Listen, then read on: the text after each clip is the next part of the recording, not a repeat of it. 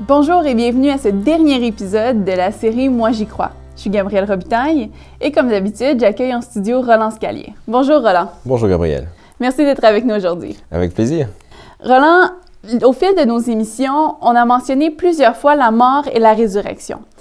Mais il me semble que pour bien comprendre ce qui se passe à la fin des temps et en particulier au retour de Jésus dont on a parlé la dernière fois, il faut qu'on approfondisse la question de la mort.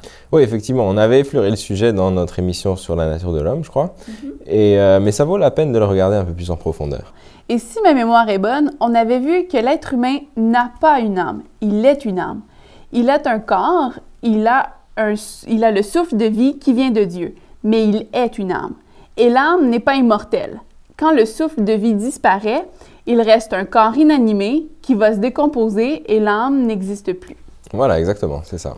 Alors la mort, c'est quoi? La mort, c'est une conséquence du péché. Romains 6, 23 nous dit que le salaire du péché, c'est la mort. Et dans Genèse 3, 19, Dieu annonce à Adam ce qui va lui arriver à cause de son péché. Et il dit « C'est à la sueur de ton visage que tu mangeras du pain, jusqu'à ce que tu retournes dans la terre d'où tu as été pris, car tu es poussière, et tu retourneras dans la poussière. » Donc la Bible est claire, l'homme pécheur n'est pas immortel. Non, il n'est pas immortel. D'ailleurs, la Bible souligne la fragilité de la vie de l'être humain. Dans Jacques 4, verset 14, on nous dit « Vous qui ne savez pas ce qui arrivera demain, car qu'est-ce que votre vie? Vous êtes une vapeur qui paraît pour un peu de temps et qui ensuite disparaît. » Alors qu'est-ce qui se passe quand on meurt? Eh bien, le corps qui est inanimé, dans lequel il n'y a plus le souffle de vie, retourne à la terre. Psaume 146, versets 3 et 4 nous dit « Ne vous confiez pas aux grands, aux fils de l'homme, qui ne peuvent sauver. Leur souffle s'en va, ils rentrent dans la terre, et ce même jour, leurs desseins périssent. » Et où va l'esprit? Bien, l'esprit, cette énergie de vie que Dieu nous donne, retourne à Dieu. Dans Ecclésiaste 12, verset 3, il est dit « Mais souviens-toi de ton Créateur pendant les jours de ta jeunesse, avant que les jours mauvais arrivent. » Ensuite, il y a toute une liste de choses qui se réfèrent à la vieillesse. Et au verset 9, il est dit « Avant que la poussière retourne à la terre, comme elle y était, et que l'esprit retourne à Dieu, qui l'a donné. » Donc si je comprends bien, c'est Dieu qui reprend l'esprit. Donc l'esprit n'est pas quelque chose qui continue à rester dans les airs. Voilà, exactement. Moi, j'ai personne dans mon entourage qui est revenu de la mort pour me dire comment c'est et ce qu'on ressent quand on est mort. Alors, mais est-ce que la Bible nous donne des indices? Oui, absolument. En fait, c'est bien simple. La Bible dit que les morts ne savent rien. Est-ce que tu veux bien lire Ecclésiaste 9, versets 5, 6 et 10? Oui, bien sûr. « Les vivants, en effet, savent qu'ils mourront, mais les morts ne savent rien. Il n'y a pour eux plus de salaire, puisque leur mémoire est oubliée. Et leur amour, et leur haine, et leur envie ont déjà péri. Et ils n'auront plus jamais aucune part à tout ce qui se fait sous le soleil. Tout ce que ta main trouve à faire avec ta force, fais-le, car il n'y a ni œuvre, ni pensée, ni science, ni sagesse dans le séjour des morts où tu vas. » Merci. Et dans Job 7, 9 et 10, il nous est dit « Comme la nuée se dissipe et s'en va, celui qui descend au séjour des morts ne remontera pas. Il ne reviendra plus dans sa maison, et le lieu qu'il habitait ne le connaîtra plus. » Personnellement, je pense qu'on ne peut pas être plus clair. Effectivement. Alors en fait, les morts sont tout à fait inconscients. Oui, exactement. D'ailleurs, à plusieurs reprises dans la Bible, la mort est comparée à un sommeil. Jésus lui-même a utilisé cette analogie. Et dans Jean 11, Jésus va voir Marthe et Marie, car leur frère Lazare est mort. Il dit au verset 11 à 14, après ces paroles, il leur dit « Lazare, notre ami, dort, mais je vais le réveiller. » Les disciples lui dirent « Seigneur, s'il dort, il sera guéri. » Jésus avait parlé de sa mort, mais ils crurent qu'il parlait de l'assoupissement du sommeil.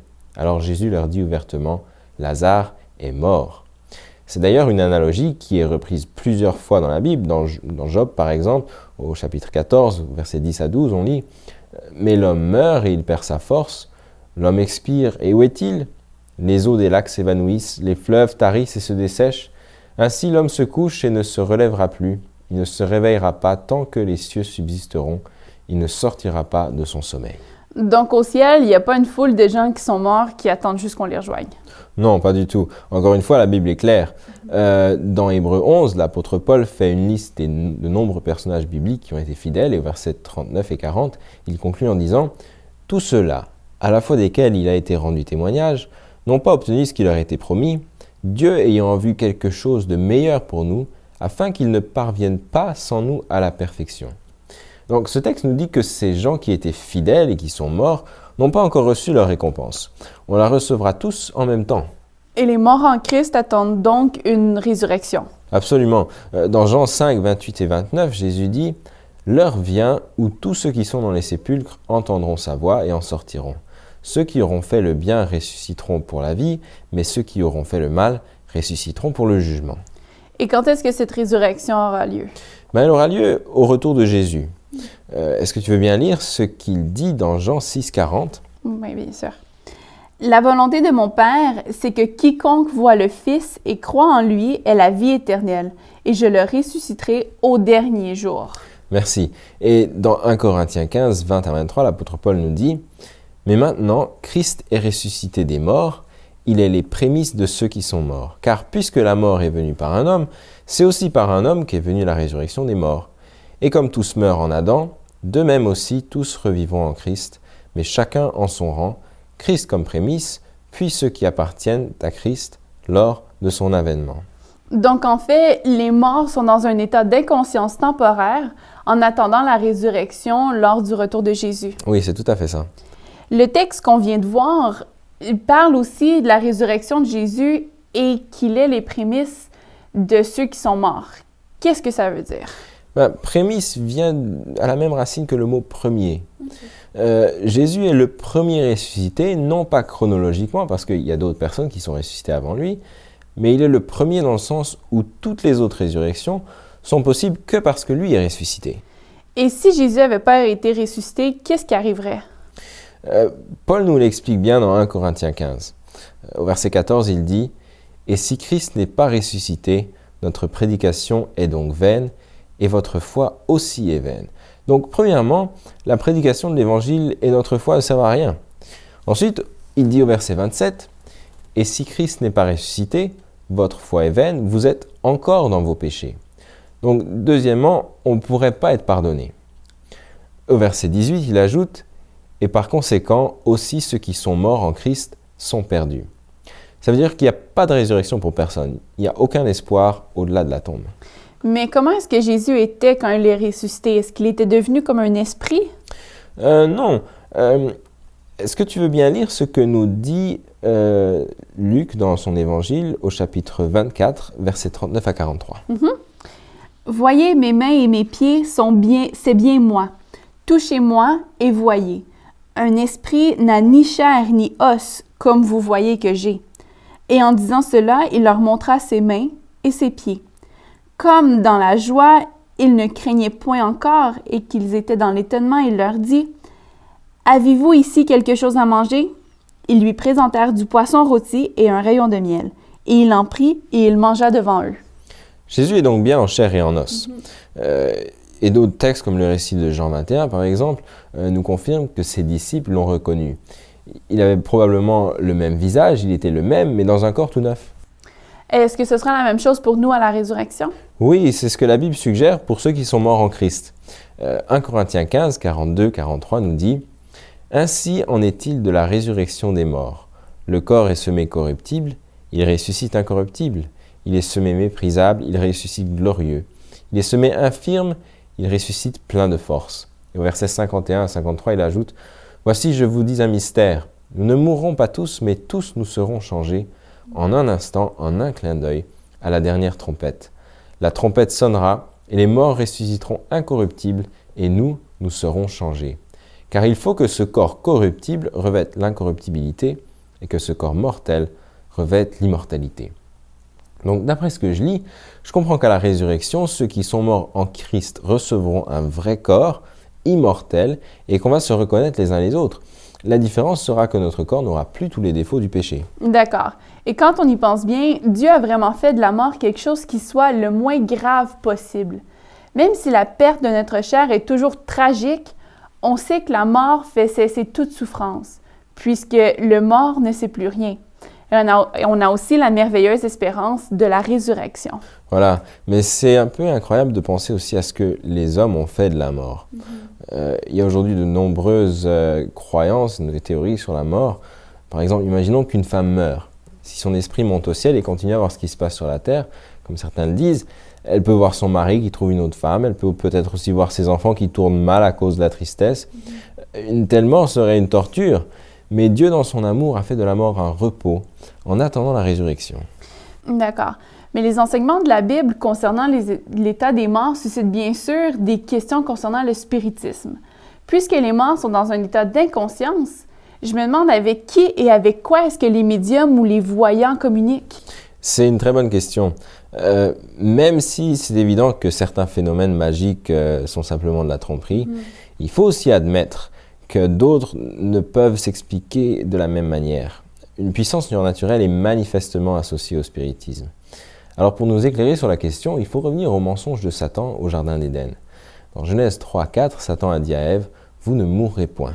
C'est quand même intéressant de voir que le premier mensonge de Satan à l'humanité était concernant l'état des morts. Oui, absolument. Et c'est aussi ce mensonge qui est à l'origine des nombreuses croyances fondées sur le concept de l'immortalité de l'âme. Mais la mort n'est pas quelque chose avec lequel on peut jouer. La Bible nous dit que la mort est notre ennemi. Dans 1 Corinthiens 15:26, on trouve ce texte, « Le dernier ennemi qui sera réduit à l'impuissance, c'est la mort. » Et Dieu interdit toute communication avec les morts. Est-ce que tu peux lire par exemple Lévitique 19, verset 31? Oui, bien sûr. « Ne vous tournez point vers ceux qui évoquent les esprits, ni vers les devins. Ne les recherchez point, de peur de vous souiller avec eux. Je suis l'Éternel, votre Dieu. » Merci. Et Deutéronome 18, 10 à 12 nous dit « Qu'on ne trouve chez toi personne qui fasse passer son fils ou sa fille par le feu, personne qui exerce le métier de devin, d'astrologue, d'augure, de magicien, d'enchanteur, personne qui consulte ceux qui évoquent les esprits ou disent la bonne aventure, personne qui interroge les morts, car quiconque fait ces choses est en abomination à l'Éternel. » On peut prendre également un exemple du Nouveau Testament. Est-ce que tu peux lire Galates 5, verset 19? Or, les œuvres de la chair sont évidentes. Ce sont la débauche, l'impureté, le dérèglement, l'idolâtrie, la magie, les rivalités, les querelles, les jalousies, les animosités, les disputes, les divisions, les sectes, l'envie, l'ivrognerie, les excès de table et les choses semblables.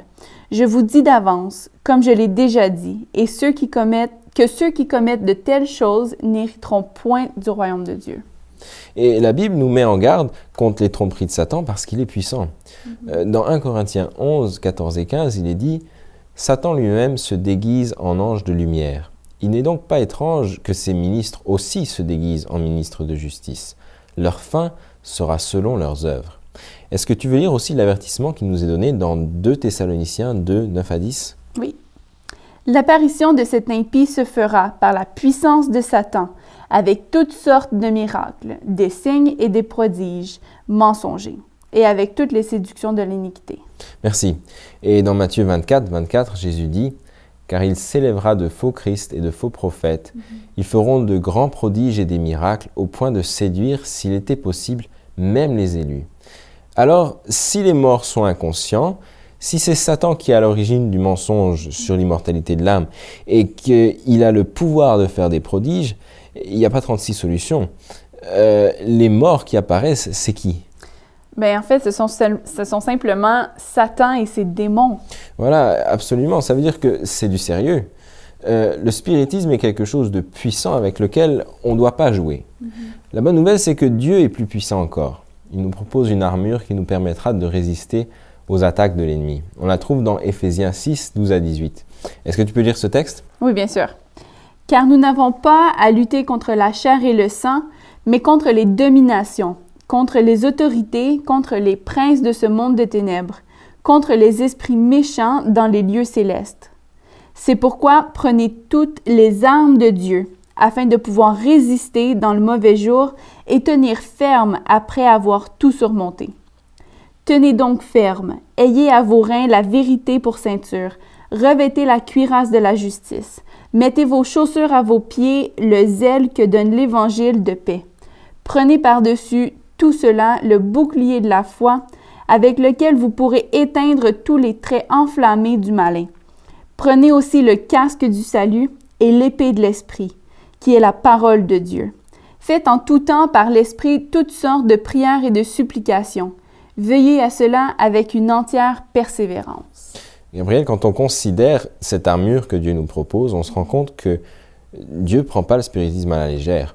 Et il sait qu'à la fin des temps, le diable va utiliser cette séduction d'une manière particulièrement puissante. Dans Apocalypse 16, 13 et 14, Jean décrit ce qu'il voit en vision. Il dit « Je vis sortir de la gueule du dragon, de la gueule de la bête et de la bouche du faux prophète 3 esprits impurs, semblables à des grenouilles. Car ce sont des esprits de démons qui font des prodiges et qui vont vers les rois de toute la terre, afin de les rassembler pour le combat du grand jour du Dieu Tout-Puissant. » Alors les apparitions des morts et autres manifestations de spiritisme sont bien réelles, mais c'est en fait Satan et ses démons qui sont derrière tout ça. Oui, absolument. Mais il faut se souvenir que leur puissance est en fait limitée par notre choix. Jacques 4, 7 et 8 nous dit « Soumettez-vous donc à Dieu, résistez au diable, et il fuira loin de vous. Approchez-vous de Dieu, et il s'approchera de vous. » Donc on doit choisir de résister aux tentations de Satan, de saisir la main de Dieu, et Dieu nous délivrera. Oui, et je ne peux pas m'empêcher de lire cette magnifique promesse d'Ésaïe 15, versets 8 et 9. « Il engloutit la mort pour toujours, le Seigneur l'Éternel essuie les larmes de tous les visages. Il fait disparaître de toute la terre l'opprobre de son peuple, car l'Éternel a parlé. En ce jour, l'on dira, voici c'est notre Dieu en qui nous avons confiance, et c'est lui qui nous sauve. C'est l'Éternel en qui nous avons confiance. Soyons dans l'allégresse et réjouissons-nous de son salut. » C'est en effet une belle espérance. Maintenant, Roland, avant de continuer, je te propose qu'on fasse une courte pause. D'accord? Restez là, on revient dans un instant.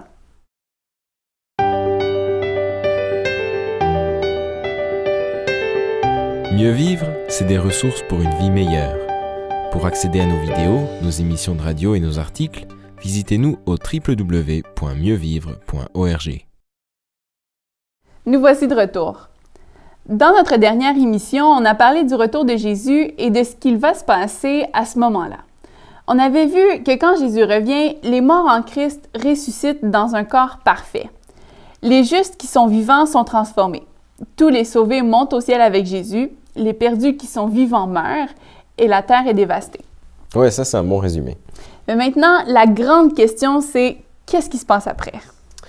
Et bien pour le savoir, il faut aller à la fin du livre de l'Apocalypse. Les chapitres 19 et 20 sont étroitement liés, il n'y a aucune interruption qui les sépare. À la fin du chapitre 19, on trouve une description du retour du Christ et de sa victoire, et on comprend que le chapitre 20, il fait directement suite. Alors est-ce que tu pourrais lire Apocalypse 20, versets 1 à 3? Bien sûr. Puis je vis descendre du ciel un ange qui avait la clé de l'abîme et une grande chaîne dans sa main. Il saisit le dragon, le serpent ancien, qui est le diable et Satan, et il le lia pour 1000 ans. Il le jeta dans l'abîme, ferma et scella l'entrée au-dessus de lui, afin qu'il ne séduise plus les nations, jusqu'à ce que les 1000 ans soient accomplis. Après cela, il faut qu'il soit délié pour un peu de temps. Merci. Donc, après le retour de Jésus, on a une période de 1000 ans pendant laquelle le diable est coincé sur la terre. Qu'est-ce qui reste sur la terre à ce moment-là? Mais je pense qu'il ne reste plus rien. Tous les sauvés sont au ciel avec Jésus. Tous les perdus sont morts lors du retour de Jésus.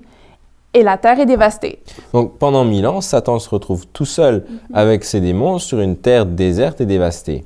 Et ils n'ont plus rien à faire d'autre que de réfléchir parce qu'ils n'ont plus personne à tenter. Et c'est donc pour ça qu'ils sont enchaînés. Voilà, c'est ça. On ne sait pas s'il y aura une chaîne littérale, mais pratiquement, Satan est en prison puisqu'il n'y a nulle part où aller et qu'il n'a rien à faire pendant 1000 ans. On aurait aussi pu dire qu'il est dans un désert, comme le bouc émissaire de la fête des expiations, dont on a parlé il n'y a pas longtemps. Alors, pendant ce temps, que font les sauvés? D'abord, il faut préciser que pendant ce temps-là, les sauvés sont au ciel. Est-ce que tu peux lire 1 Thessaloniciens 4, 16 et 17? Car le Seigneur lui-même, à un signal donné, à la voix d'un archange et au son de la trompette de Dieu, descendra du ciel et les morts en Christ ressusciteront premièrement. Ensuite, nous les vivants qui serons restés, nous serons tous ensemble enlevés avec eux sur des nuées, à la rencontre du Seigneur dans les airs. Et ainsi, nous serons toujours avec le Seigneur. Merci. Donc, les morts en Christ sont ressuscités, c'est-à-dire qu'ils se sont réveillés du sommeil de la mort dont on a parlé tout à l'heure, et ils sont montés au ciel avec les vivants fidèles. D'ailleurs, Apocalypse 20, 4 à 6 nous le confirme. « Et je vis des trônes, et à ceux qui s'y assirent fut donné le pouvoir de juger. Et je vis les âmes de ceux qui avaient été décapités à cause du témoignage de Jésus et à cause de la parole de Dieu, et de ceux qui n'avaient pas adoré la bête ni son image, et qui n'avaient pas reçu la marque sur leur front et sur leurs mains. Ils revinrent à la vie et ils régnèrent avec Christ pendant 1000 ans. Les autres morts ne revinrent point à la vie jusqu'à ce que les 1000 ans soient accomplis. C'est la première résurrection. Heureux et saints ceux qui ont part à la première résurrection. La seconde mort n'a point de pouvoir sur eux, mais ils seront sacrificateurs de Dieu et de Christ, et ils régneront avec lui pendant 1000 ans. Donc, il y a 2 morts et 2 résurrections. Oui, jusqu'à maintenant, il n'y a que les justes qui sont ressuscités du sommeil, de la mort. C'est la première résurrection d'une mort qui était temporaire, d'où la comparaison avec le sommeil. Mais le texte de Jean 5, verset 29 qu'on a lu tout à l'heure, disait que les méchants doivent ressusciter pour le jugement. Et on va y venir dans un moment. Donc, on a vu que maintenant, les sauvés sont avec Dieu, au ciel, pendant 1000 ans, qu'on appelle aussi le millénium. Et le texte dit qu'ils ont le pouvoir de juger et qu'ils vont régner avec Christ. Oui, c'est ça. D'ailleurs, 1 Corinthiens 6, verset 2 à 3 va dans le même sens. Il est dit « Ne savez-vous pas que les saints jugeront le monde? Et si c'est par vous que le monde est jugé, êtes-vous indigne de rendre les moindres jugements? Ne savez-vous pas que nous jugerons les anges? Et nous ne jugerions pas, à plus forte raison, les choses de cette vie? » Mais pourquoi est-ce qu'on va juger? Est-ce que le jugement n'était pas déjà terminé? Si, mais le problème, c'est que quand on va arriver au ciel, on va arriver avec plein de questions. Je te donne un exemple biblique. Peu après la mort de Jésus, il y avait un chrétien qui s'appelait Étienne. C'était un prédicateur puissant qui annonçait la bonne nouvelle. Seulement, les Juifs ne l'aimaient pas. Alors, ils l'ont mis à mort. Ils l'ont lapidé. Et un de ses complices s'appelait Saul de Tarse. Seulement, Saul de Tarse, un jour, il s'est converti et on le connaît maintenant sous le nom de l'apôtre Paul, qui a écrit une grande partie du Nouveau Testament. Mais imagine un peu quand ces 2 hommes vont se rencontrer au ciel. Je pense qu'Étienne va se poser des questions et puis la première chose qu'il va faire, c'est de courir voir Jésus et dire « Seigneur, je pense qu'il y a un petit problème là, une petite erreur peut-être ?» Jésus va le prendre à part, lui montrer la vidéo de tout ce qui s'est passé après sa mort, comment Saul a changé, comment il est devenu un grand témoin pour lui. Et c'est la même chose pour le larron sur la croix. Quand les gens qui l'a tué vont le voir au ciel, ils vont aussi se demander ce qui se passe et exiger des explications à Dieu. C'est aussi là que les parents vont retrouver leurs enfants qui se sont convertis peut-être après leur mort. Donc, pendant le millénium, on va vérifier que les jugements de Dieu sont justes. Voilà, c'est exactement ça. Parce qu'à ce moment-là, les perdus sont dans la tombe, mais ils n'ont pas encore été exterminés. C'est donc le moment pour Dieu de nous montrer son jeu, pour que personne n'ait plus aucun doute concernant sa justice. Donc, on ne va pas passer ces 1000 ans-là à rien faire et à jouir d'une félicité absolue sur les pelouses d'une terre restaurée. Non, pas du tout. Dieu va nous dévoiler ses jugements pour que sa justice soit universellement reconnue. Et c'est ce que nous dit Apocalypse 15, versets 2 à 4. « Et je vis comme une mer de verre mêlée de feu, et ceux qui avaient vaincu la bête, son image et le nombre de son nom, étaient debout sur la mer de verre, ayant des harpes de Dieu. Ils chantaient le cantique de Moïse, le serviteur de Dieu, et le cantique de l'agneau en disant « Tes œuvres sont grandes et admirables, Seigneur Dieu Tout-Puissant. Tes voies sont justes et véritables, Roi des nations. Qui ne craindrait le Seigneur et ne glorifierait ton nom? Car seul tu es saint, et toutes les nations viendront et t'adoreront, parce que tes jugements ont été manifestés. » Et qu'est-ce qui va se passer à la fin du millénium? Eh bien, Apocalypse 20, verset 5 nous dit que les autres morts ne revinrent pas à la vie jusqu'à ce que les 1000 ans soient accomplis. Ça veut dire qu'après les 1000 ans, Jésus redescend du ciel avec les sauvés et les perdus ressuscitent. C'est donc ça la deuxième résurrection dont on parlait tout à l'heure. Oui, absolument. Celle à laquelle il vaut mieux pas participer parce que ça veut dire qu'on est dans le mauvais camp. Donc maintenant, sur la terre, il y a de nouveau plein de monde. Alors, qu'est-ce que tu penses que Satan va faire? Eh bien, il va sûrement essayer de nouveau de les embarquer dans ces nouvelles combines. Voilà, et oui, c'est plus fort que lui. Hein. Apocalypse 27 à 9 nous dit « Quand les 1000 ans seront accomplis, Satan sera relâché de sa prison, parce qu'il a de nouveau des gens à tenter et de quoi s'occuper. » Et verset 8 « Et il sortit pour séduire les nations qui sont aux 4 coins de la terre, Gog et Magog, afin de les rassembler pour la guerre. Leur nombre est comme le sable de la mer. Ils montèrent à la surface de la terre et ils investirent le camp des saints et la ville bien-aimée. » Donc, il attaque encore le royaume de Dieu pour le conquérir. Oui, mais maintenant, l'univers a vu que Dieu est juste. C'est clair pour tout le monde qui est coupable dans cette affaire du péché. L'amour de Dieu a été prouvé aux yeux de tous. Dieu est le grand vainqueur et c'est maintenant le moment de détruire définitivement Satan et les perdus et de mettre fin au péché une fois pour toutes.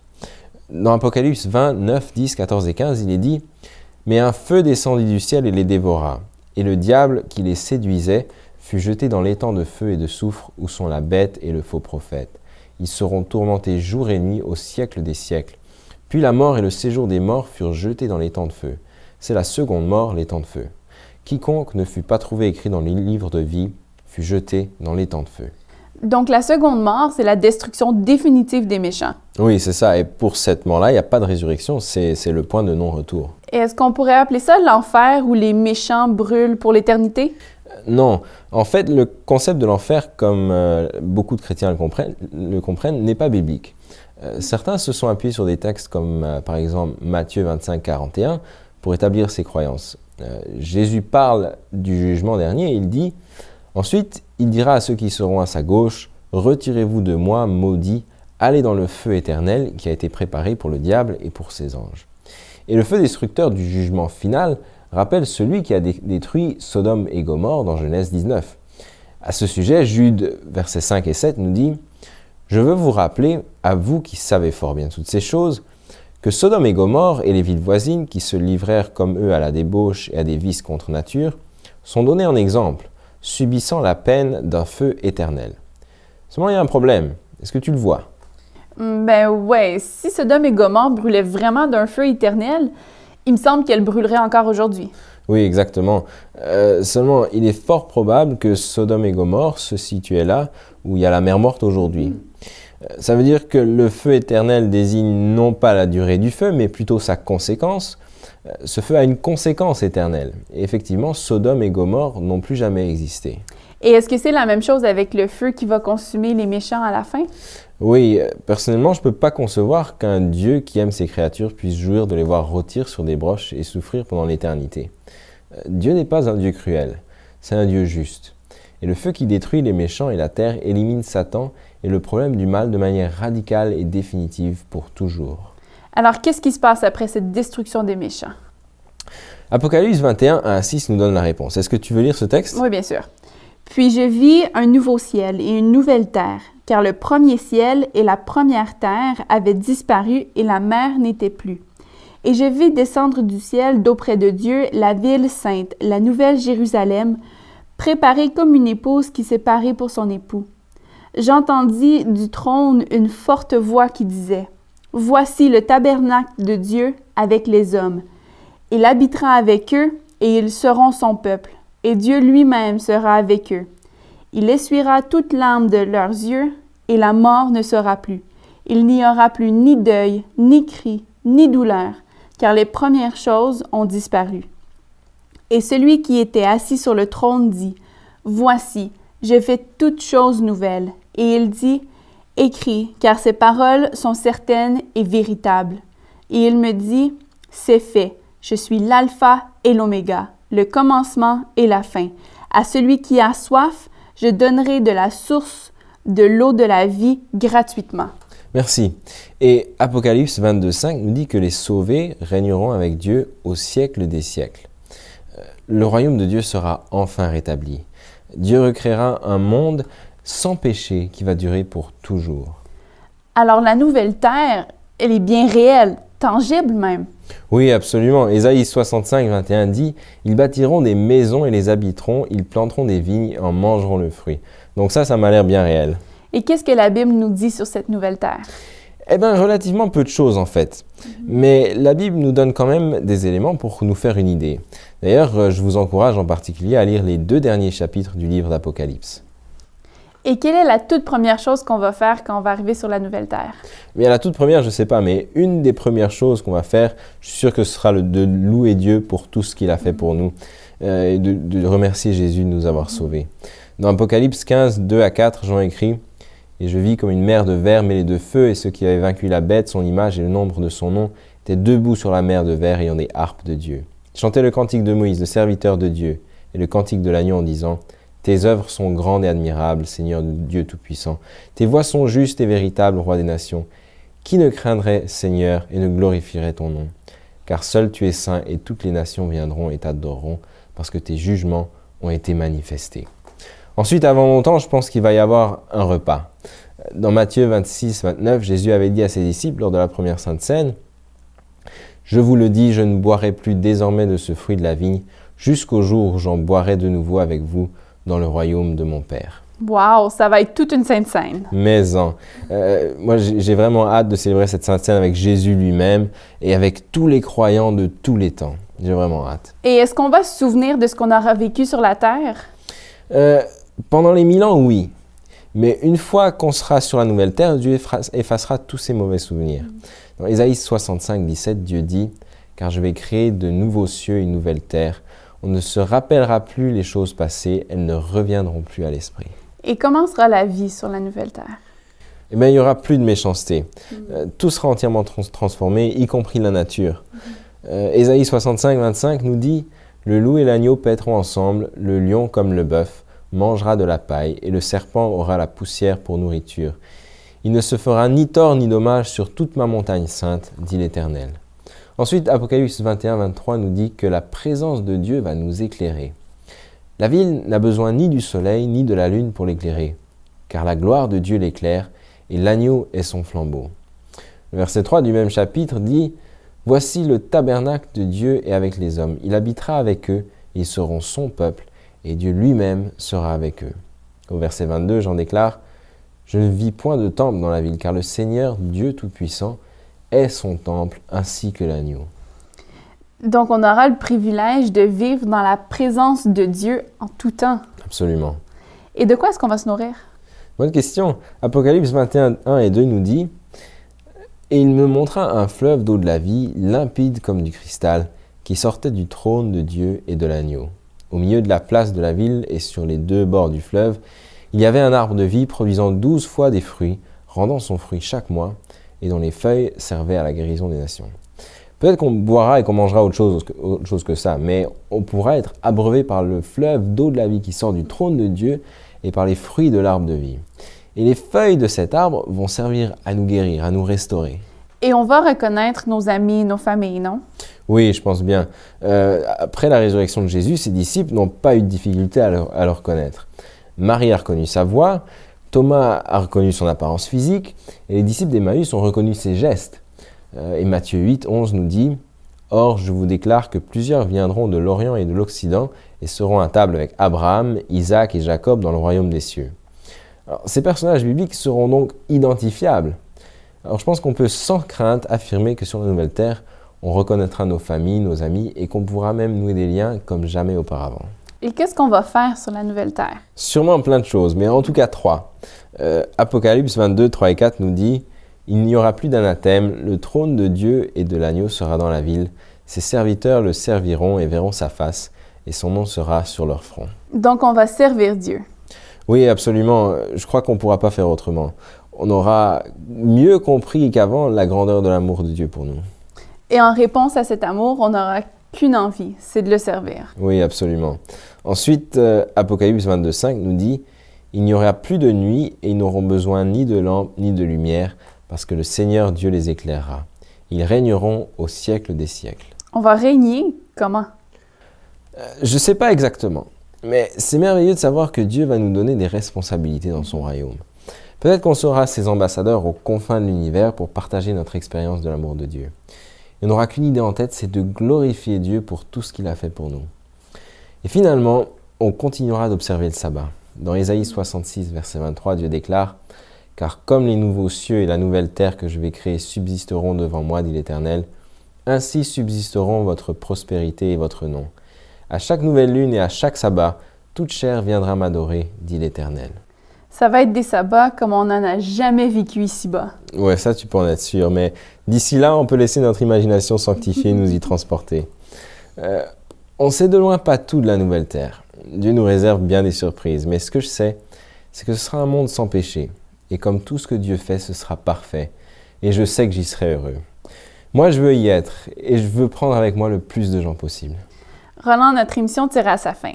Mais juste avant de terminer, est-ce qu'il y aurait un mot que tu voudrais partager avec nous?